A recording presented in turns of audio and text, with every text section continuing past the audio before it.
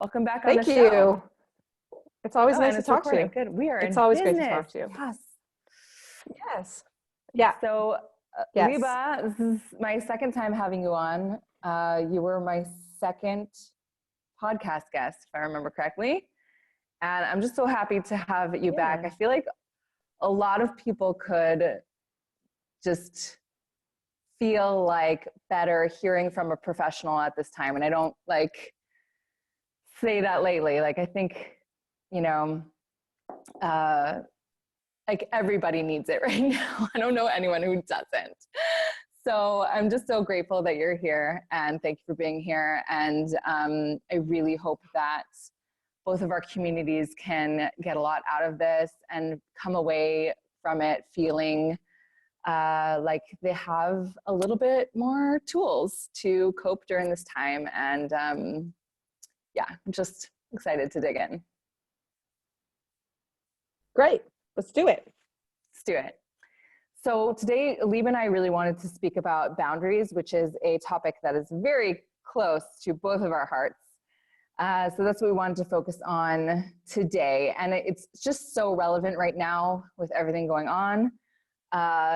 Even though we are having less in-person social interactions, there is definitely boundaries that can be set, especially when you are at home with your family all day, every day now. So I just wanted to hear a little bit from you about, how do moms and dads, for that matter, find time for themselves? It's something that we all need. And if the kids are home, the fact that schools and guns were closed was just like a big bomb that was dropped on all of us. Yeah. And now we're trying to figure out this new normal. So how do you recommend that people go about finding time for themselves? Well, the first thing I want to speak to is where you said this new normal. And I think, and I've been saying this over and over and over again. So if you've heard it from me, it's still relevant that it's so important, first and foremost, that we take a moment to ourselves to acknowledge that this isn't normal. It's totally not normal. And we are totally unprepared for it. And it is confronting for all of us. Having said that, it's even more important that that we are ensuring a balance in spite of the chaos, and almost, I think, to balance out the sense of uncertainty and insecurity and unpredictability. What I'm hearing a lot from moms is, I'm just taking it one day at a time, just one day at a time. I can't think past tomorrow or the next 2 days. Like, what? Pesach is coming? What? No. And I get it. There's no judgment there. I think in those, yeah, it's you and it's everybody, and that's how we are coping, and that's fine. That's fine. Mm-hmm. What's important in that is that we're acknowledging that this is huge. And this is huge. And it's a big deal for all of us. And because it's a big deal for all of us, because it is so unfamiliar to us, it's scary. And not like creepy man at your door scary, but more threatening on a very deep, primitive level to our sense of security and survival, like global pandemic, financial insecurity. Oh, my kids are home, it's really overwhelming, and it really sets off all of our automatic triggers. And it's important that we're taking time to, first of all, pause and acknowledge that that's actually happening. And to reflect on what's happening for us and give us permission to experience it. Also to consider what's going on for our kids. And then to really give ourselves permission to ask ourselves, okay, so what do I need here? Because, in our normal day-to-day, take it back 2-3 weeks, we were so busy that we found all different types of excuses not to do this. Now there really is no excuse. And not only is there no excuse because we are the circumstances demanded of us, but it's to our benefit and the benefit of our children that we pause and ask ourselves, okay, what do I need today? And what do I want today? Every morning I have this, I'll usually have clients in the morning, and we sort it out. My husband and I with the childcare, and I'll come down, I'll say, okay, let me, grab something to eat. And then we're going to sit down. I want to hear what everybody wants. And I set out goals for myself at the beginning of the day, and not goals like, this is what I'm definitely going to do and then I'm going to feel accomplished. I say, what do I want from today? What will satisfy me today? What will give me a sense of satisfaction and accomplishment? And that is really nurtured. Since our primitive selves are being threatened here, we can balance that out by nurturing our primitive selves and really asking ourselves, what do I want? And being okay with that. Mm-hmm. So can you give an example of like something that you would land on that you want? Like, is it business goals? Is it self-care? You know, whatever it is, I really get down to my like real wantings, like not what I should. We're bypassing the shoulds here. Like, I should exercise today. Right. I should make sure that all the kids do their math, and I should tidy up, and I should clean out a couple covers for Pesach. And that's all true. I should do that stuff, and I should try to do that, you know, but I'm talking about, what do I want to do? And you know what I want to do? Mm-hmm. I want to build the landing pages for the course preview and the sales page. Mm-hmm. And I want to get the course, you know, I want to transfer everything from where the course was to where it is, because I have this course about setting boundaries. And that's what I really wanted to do today. And so I did. Mm-hmm. So I prioritized that above everything else, you know, above everything else. And so that at the end of the day, everybody's wants get met. I mean, our needs, yes, our primary needs for food and, you know, sleep. And I'm talking about our wants. Like, what do I really want? And what's important here, the value of that is not just that we feel satisfied, in spite of feeling really threatened and insecure and overwhelmed, but it also helps us to tune into our children's wants. And our children's, you know, oh, you want this. And it's important for us. It's an opportunity for us to understand and really connect with what our kids want. I'm finding in these groups that I'm in, I've been asking questions, you know, how's it going with the discipline and with the boundaries, just checking out. And people are reporting that it's actually been easier. Some people are still having a hard time, and that's cool. Like, yeah, of course. And some people what's interesting, are saying it's actually easier because I'm around my kids more, and I can be tuned into what their wants are. I get it. I get that she's hungry now because I'm with her all day. Or I get that she's really frustrated about this because I was there when it happened. And we're more attuned to our kids, what their, you know, what their state of mind is. So there's that benefit to it. The challenge is as women, especially, that we have a conflict in our relationship with our wants. That it's not okay for one reason or another for different reasons. It's not okay to want things. And it's mostly due to our socialization as women, and also our early childhood experiences with our own wants as children. And that makes it tricky. That makes it really tricky. That's where we find ourselves feeling really drained and burnt out, and just like at the bottom of our barrel. When we have a want, but we're pushing it down because either we don't feel like we're worthy, or that we shouldn't have a want like that, or any of those reasons. Yeah. As soon as I think of my want, it's immediately associated with shame or rejection or a failure of some sort. Yeah. There's something, and that's shame, right? There's something wrong with you. And then, of course, if there's something wrong with me, then I'm going to be alone. I'm not going to be wanted. I won't be wanted. So very often women put their wants aside in order to be wanted. Right. And we see this in so many spheres of, you know, the female sort of experience. But it's nevertheless really important, especially now that we're asking ourselves and prioritizing the question. Even, you know, even if I don't, I say, even if you don't know the answer, and I say this in the course, even if you don't know the answer, what's important is that you're asking it. Okay, that you're asking what the question. Even if I don't know what my kid wants right now, the fact that I'm pausing and I'm tuning into their mind and considering the possibility that they want something, I'm just creating space in our relationship for them to express it. And so how do you like hone in on what your actual want is? Like, because we mentioned that, you know, there's other stuff floating around that's not necessarily what you want. It's what you should do, or it's what you think you need to do in order to be wanted. Like, do you have a method for honing in on what is like your true want? I think I know this from my own experience when I had little children, you know, infants, and their needs are so constant. And this being home actually reminds me of being on maternity leave. I just wasn't working outside of my home. And I remember, this reminds me of it, and it brings me back to this time where I remember, like, Like the kids, it was when the baby was napping. I mean, now the parallel is the kids have their video time. So I was like, what do I do now? Do I sleep or do I do what I want to do? And I would always do what I wanted to do at the expense of my sleep. And what I was realized now looking back was that I needed both. That I had the need for sleep and I wanted to sit and do nothing. or I needed I to have this conflict every night. every time. And it actually means like for me, and I think this, you mentioned to moms and dads, that this is also this real, my dad, I said dad, that was a Freudian slip. My husband mentioned, because he's the dad. Right. It's not a daddy thing. That shows up in other Okay, places. good. And I'll admit to it. And I'll admit to it, but not here. It's because he's the dad. I'm picturing him now as the dad.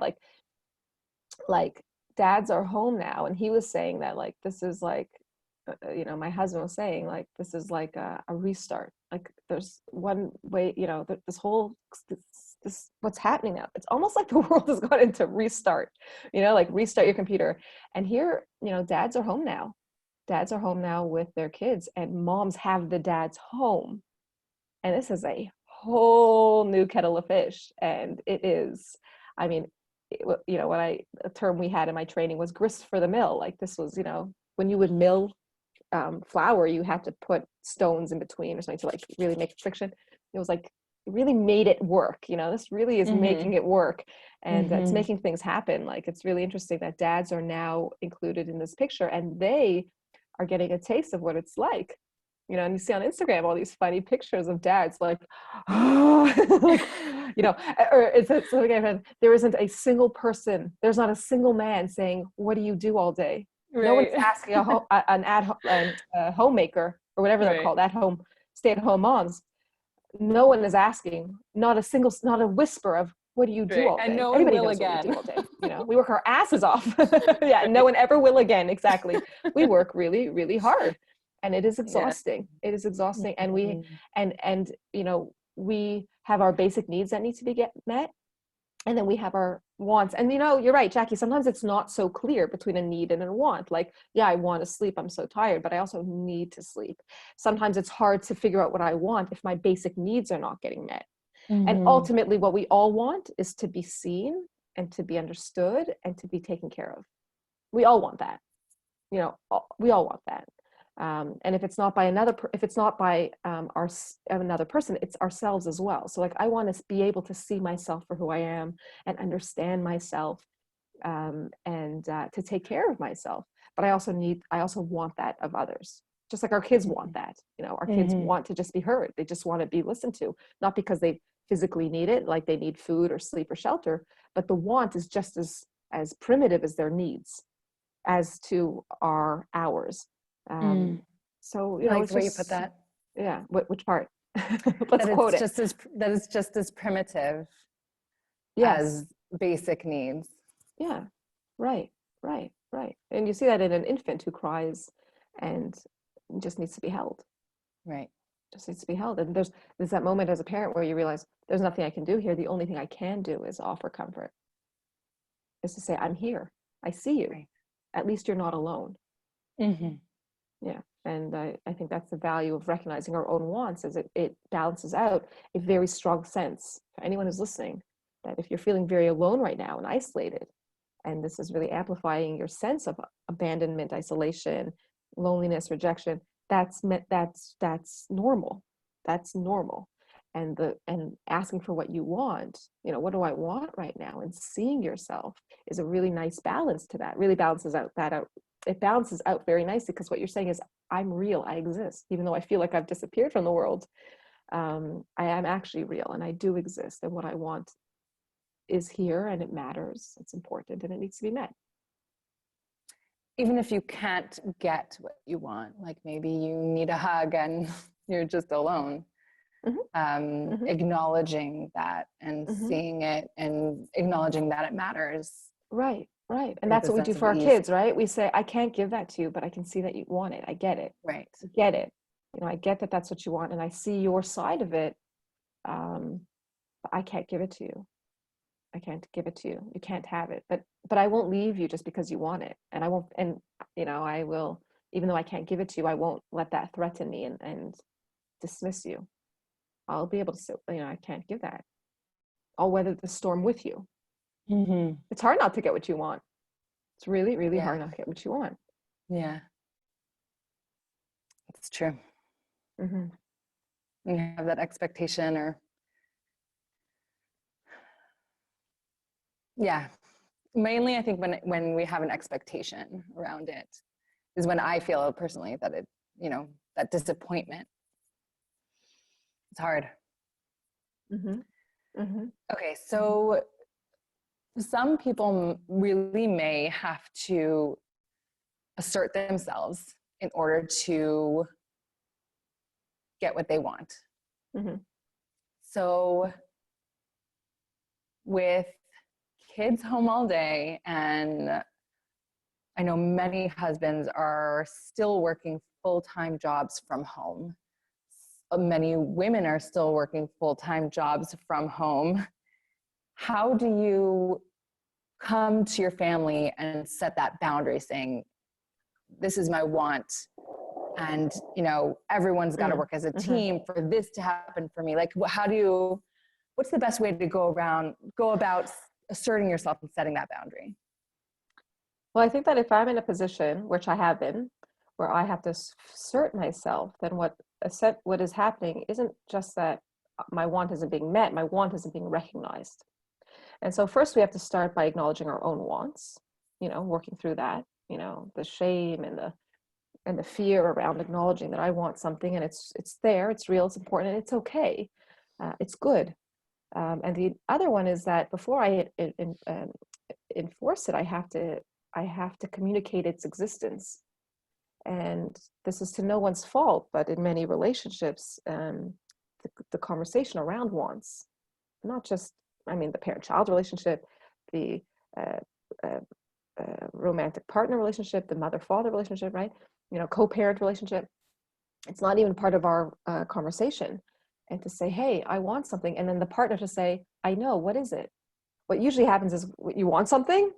What do you mean you want? Like, it's not even, it sort of goes like this. And when you're saying, the way you described it was a sort of, you said it as if there's the expectation I'm going to get it met.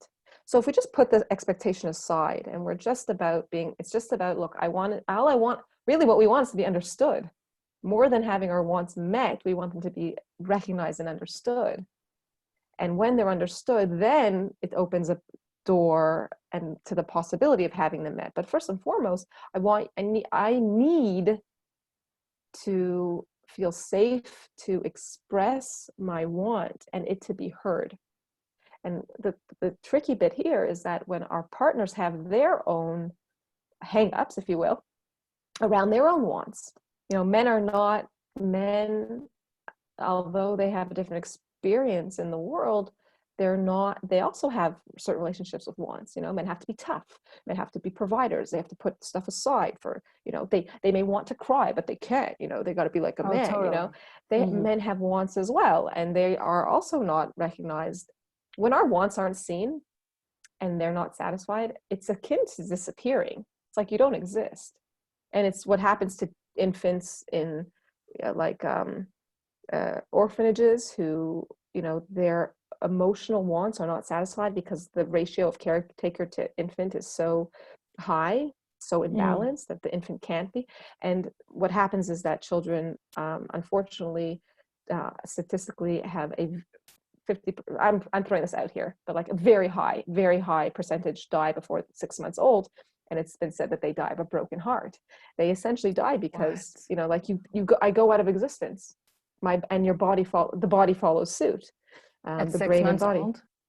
Yeah, before 6 months old, the rate of death is Wow. very, very high, because between 0 to 6 months is when the brain is developing and requires the human contact, that reciprocal contact between what I want, because ultimately what I want is to be seen in 6 months. In those 6 months, being seen is so important. Being, not, and being understood, being attuned to, it's so important in those 6 months and throughout life. I literally like So feel proud of keeping all of my babies alive right now. Like, that was me. yeah, I did and that. you should, and you should, and you should, and you should, because you're just being there, just being there. Mhm. Um, um, yeah, feeling really good about keeping babies alive.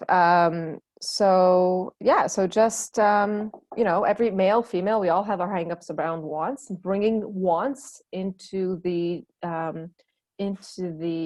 dialect of our family language and our family communication. What do you want right now? What do you want? It's not a bad thing. When I grew up, it was, what do you want? That was how I heard it. What do you want? What do you want from me? I was heard, what do you want from me? Like as if my want was bad. And lo and behold, Mhm. I'm an adult and I'm feeling very dissatisfied in life. I'm feeling very overwhelmed. I feel like an absolute slave, a total schmata. And I'm angry and resentful. And it breeds it just breeds a lot of discord. And like, whoa, what is this about? And when I pull it back a little bit, I'm like, because I'm not getting what I want, and it's like I'm Mhm. protesting it but as soon as I say, to myself, you want something, and I go, oh, you mean I'm allowed to want this? Yeah, you're allowed to want this. Oh, okay, well, what I want is like an hour in the morning to do this. Oh, okay, sure. Really? You mean I can get what I want? Yeah, you can get what you want. Oh my God, I feel so good. I feel so good. Oh, I feel so You're not relieved. used to that. Oh, Wow. because the relief is like, oh, I matter. I matter. Right. And that's, this is, I've always been saying in all the gilgulim, I don't know what you call it, like what do you call it? A gilgula. Oh, Reincarnation. thank you. Like all the reincarnations of my work online, the premise has always been, one is get your shit together, and the other is you matter. You matter. You are important, and that's very hard for a lot of us, women especially. But it's important, and part of that is saying, well, what do I want? What do I want? And that is a very key part in setting boundaries, because what do I want? What do you want?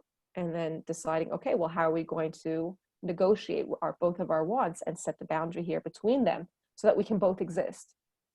That's essentially what a boundary is. Cool. I love that. Cool. And what about like if your partner is not home and you don't have, maybe you're a single mom and you don't have Yep. someone to say like, hey, I want, a half an hour to work out today, and you like work that out with them. It's like just you and the kids. How do you set those boundaries with your kids, still acknowledging their wants? You know what I'm saying? Yeah. Yeah. I have a client.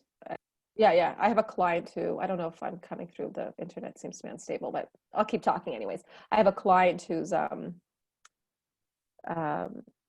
a single by choice mom. So there is no dad in the picture. She has young children. And um, I'm not sure if I'm coming through. Should I keep talking? I'll keep talking. Yeah, keep talking. What's important isn't, like I said, whether it's not, it doesn't, it's less important as getting the want met, is saying that I want something. Now, very often you'll be strung out and you could say, but I do want it and I'm not getting it. It's one thing. So that's my husband knocking. Can you go around, sweetie? Oh, hi, Mamala. Can you find Abba, please? Because I want to do this. What? I can't hear you. What, sweetheart? 10 minutes? Okay, I'll be out in 10 minutes. There's a boundary. So that was a great, perfect example. Yeah. She's 12 and a half. So it's different than if she were 2. 2 would be like, gotta go. Right. I forgot what I was saying. I'm sorry. Oh yes, Your a single by client. choice mom. A single by choice mom, little kids, and it's a big question. It's a good point. Like, but I can't get what I want. But that's not the point. The point isn't whether or not you can get it. The point is whether or not you are okay with wanting it. Okay. And very often the challenge isn't whether I'm getting it or not. It's that I'm being understood. I'm being understood. That my want is being understood and seen. And the real struggle for this woman in particular, and for many of us, is that nobody sees my struggle. No one sees how hard this is. Nobody sees what I want. And of course, this isn't new. This isn't something old from, that I've taken with me my whole life. That I just want someone to see that I want this and it's important and that what I want is real and that it matters, and reflect it back to me. Because by reflecting it back to me, you're basically saying, yeah, it exists. That's what validation is. You validate it. It's valid. It's real. Yeah, it's real. What you're saying is real. You're not crazy. There's nothing wrong with you. You do want this. It's real. You can't get it because you have 2 little kids and no partner, and that sucks. But you are valuable. You are important. Mm-hmm. You are lovable. You are worthy, and all these things are true, even though you can't get what you want. And that's the same for this woman. It's the same for me and you and my children. And that's the difference between getting what you want and just being allowed to want what you want.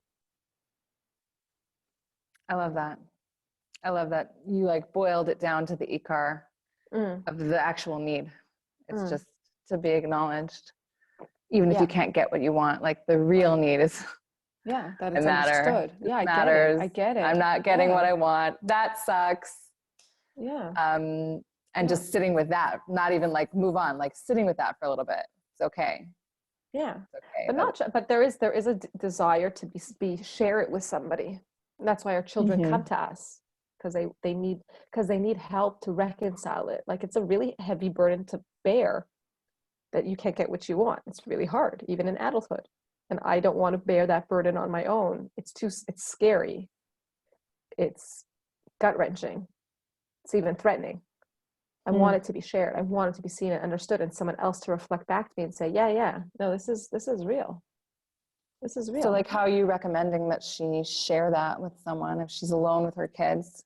Well, it's very hard for her to share it with somebody, even by phone, because her anticipation is that when she shares that, she's going to be dismissed, as many of us. I mean, she is all of us, dismississed, shamed, ignored. Most people don't know how to listen and support in the way that we need, like unless you're trained in that. Yeah. Found. Yep. I always have a job. Fortunately, unfortunately. Yeah. Right. Yeah. Wow. Yeah, it's so important. It's so important. Yeah. But mostly that we do it. The reason and this is really, I really want to emphasize this, is one of the reasons we do it for ourselves. If your own self is not motivation enough, your children should be the motivation. Or I shouldn't say should, they can be. Let your children motivate you. Which I don't, I think you are enough to motivate yourself. Your own satisfaction is enough. But if that doesn't do it for you, then, your children, for the betterment of your children. Because when mommy is a real person, then children have a real person as their parent, not a ghost of a person, not a martyr of a person, not a, a shell of a person or a shmata. They have a real person who knows what she wants, who has clear boundaries, and then is able to make space for them. Because if I don't know what I want, I can't make space for my kids. And I'm not getting my needs satisfied, I can't make space for my kids. It's very hard. And it's not because there's something wrong with me. It's just physics. I call it the physics of relationships. It just doesn't work. Wow. Like it's literally like you can't your cup spit is empty. Up. You can't you can't pour. Yeah. Or dig up. You can't. You dig down. You can't dig up. It doesn't work. It's not. It doesn't. It's not one of the rules of physics. Yeah. So, what are some essential self-care things that you can recommend right now for women that may be a little more realistic given the situation of all kids home all day, like every day? Do your roots. I'm just kidding. I really just I will only share what I do for myself, and that is to ask myself what I want. And if there's one takeaway that to put it in like lipstick on your mirror, what do you want? What do you want? Or what do I want? However you want to phrase it. What do I want? I think I is good. Speaking for yourself as a subject, when you are the subject, is important. Not you as the object or someone separate, but what do I want? And really meditate on that and feel into it and experiment with it. Because sometimes you think you want something and then you're like, this is so dissatisfied. This isn't what I want. I feel still that it's not what you want. Keep digging, keep digging. And it's okay. It's okay. Really what I think a lot of us want, Jackie, is to be seen, to be valued. So I know for me, I wasn't able to get other wants met because my core want to be seen wasn't being met. So I had to repair that, not only within my relationships, which is the obvious one, that my partner sees me and it values me and acknowledges me, but that I had that relationship with myself, that I see myself, that I value myself.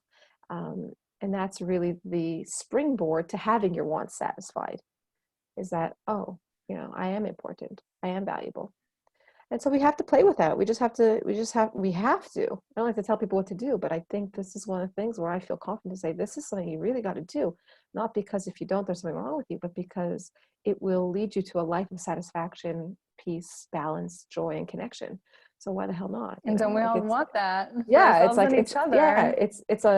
it's a worthy aspiration. It's something I want for myself and my children, and I want for every woman I encounter. It's what drives me, that I want women to feel good and satisfied and fulfilled, so that they don't find themselves in a dark corner and be like, I don't know, should I say stop? Should I do this? No, Right. back off, back off, because this is precious, this is sacred. Back off. Yes. And there's no hesitation. Like I value, Mm-hmm. and it really starts in our sense of value. Yes. And part of that is tied in with our relationships. And that's why our relationships that we build with our children are so important, because it's the relationship that we have with our children that is essentially, building the bedrock of their own sense of value. It's us reflecting it back to them. And it's very hard to do that if you don't value yourself. So don't feel Mm-hmm. bad about it, but pay attention to it. Pay Yeah. attention to it. It's, when I say you have to do it, I mean, I rather can also say, I encourage you to pay attention to this. This is a worthwhile endeavor. And I can tell you from the other side of it, it's worthwhile. Mm-hmm. It's a good life on the other side. That's good. Yeah. Yeah. That's good. Okay. This was so valuable. I really hope that people take this message to heart. And I really feel like we sort of boiled it down to the ichor of the essence of what we all need right now. And I think that is so valuable. So thank you so much. It's a pleasure. It's a pleasure. I'm always happy to talk about this. I could go on and on. One day I'll write a book. Goodness. Yeah. I would buy it. Yeah. I'll give it to you for free. Ooh, yay. I'll probably just give it away for free anyways. Probably wouldn't even sell it. Just write it, give it away. Yeah. Oh my goodness. Okay, so yes, we should all. But you know what I am giving away is we're all choppy now with this crummy bandwidth. Can you hear me? Yeah, now I can. Good. I want to say before we ended, I'm ending now, is that I am giving away for free the preview to the boundaries course that I created that outlines my 3-step framework to set boundaries at work. Okay, no, but really, what are people gain? What are people going to gain from that? So share that. What would people gain from? So a lot of it, what I talked about. So you get the free preview of the course, which is the prerequisite lessons. I think it might take you like 10 minutes to watch, but my husband had watched it. And I was like, watch this, tell me if this is good. And he's like, oh my God, I want more. I was like, okay, good reaction. Wow. You learn about, what the real meaning of discipline and the importance of boundaries in relationships, and how boundaries not just help, but are a necessary part of nurturing your child's emotional development, their sense of self-worth and security, their competence, confidence, their capability, and then a summary of the framework. And that's free. You can get that on my website, That's amazing. /preview. That's amazing. And what value do you get for buying the whole thing?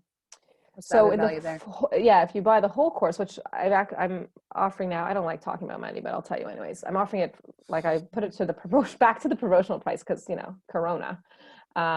It's $27, and you will learn the 3-step framework that I use to set boundaries with my kids, and that's basically figuring out what I want, what they want, and setting a clear, consistent boundary. And there are also 3 lessons which are practical applications of the framework in the most, for the most common struggles that we have, which are tantrums, cooperation, and talk back.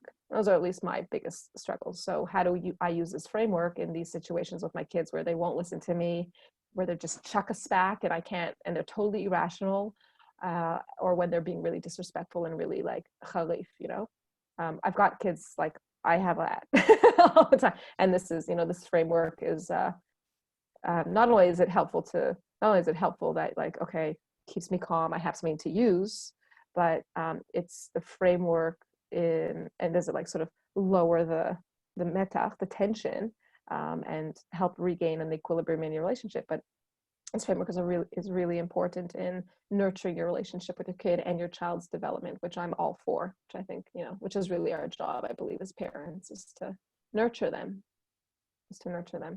And that's, so and I talk about that in the preview about incredible boundaries and how boundaries for are building healthy relationships with your kids for only $27. Yeah. So yeah. get on that now. Yeah, I'm pretty proud of it. That Yeah, is yeah. And when you amazing. listen, there's also there's also a workbook, and in the Facebook group, in my Facebook group, Motherhood in the Making, you get priority assistance. So if you're doing the group, or you've done, if you're going through the course, you have a question, or you've done the course and you have a question, and you just tag me, then I'll be like, I'm on it, because I really do. I really value. I value women or men as well, but I serve mothers mostly who invest in their lives and their well-being and the well-being of their children, and that's something that you get when you join the course as well. And it's quick. It's like it'll take you 45 minutes. They get your personal attention as well. Yes. Yeah. They just need to tag you. That's amazing. Yeah. That is so valuable. Yeah. You can check it out at I think it's lebaluri.com/course for the sales page to get all the information about what you get. And we'll link it in the show notes for sure. And but sign up for the preview, because then you can get that for free. Just sign up for the preview to get it for free. And then it'll have everything there for if you want to buy the whole thing. Amazing. Liba, thank you so much. Have a wonderful night. I know you got other little ones to attend to, but I really appreciate your time here. Yeah, thank you. Thanks so much. And I'll see you soon. Yeah, stay strong. Stay strong through this. And yes, let's do this together. No one's doing this alone. We're all in the same boat. Yeah. No, we're definitely in it together. Absolutely. Okay, cool. Thanks. Good night. Be good. Bye. Okay, bye for now. Okay. Oh. Stop recording. Yes.